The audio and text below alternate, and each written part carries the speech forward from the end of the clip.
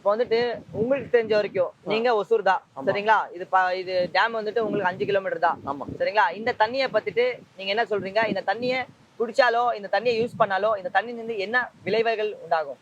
இந்த தண்ணியை குடிக்கிறதுனால மக்களுக்கு வந்து பாத்தீங்கன்னா உடம்புல வந்து காலரா, டெங்கு அந்த மாதிரி காய்ச்சல் வரும். இந்த தண்ணி வந்து ரொம்ப கெமிக்கல் தண்ணி தான். ஆக்சுவலா சுத்தமான நீர் கிடையாது. இதனால குடிக்கிறதுனால மக்களுக்கு வந்து உடம்புல வந்து வியாதிகள் மட்டும் நிறைய வரும். நிறைய வியாதிகள் வரும். குடிக்க கூட மனசே வராது.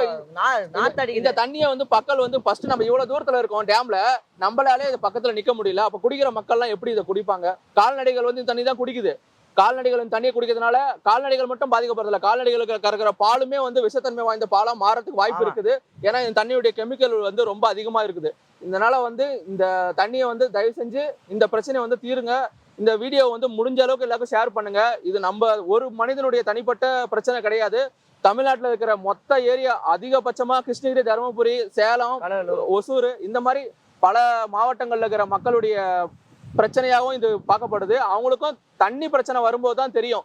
இந்த தண்ணியை குடிக்கும் போது நம்ம எப்படி, மக்கள் ஆல்ரெடி தண்ணி இல்லாம இங்க ரொம்ப தவிச்சிட்டு இருக்காங்க. இப்போ வந்து இங்க தண்ணி வந்துட்டு பாத்தீங்கன்னா இவ்வளவு நிறைய வரும்போது இதை எப்படி குடிக்க முடியும்?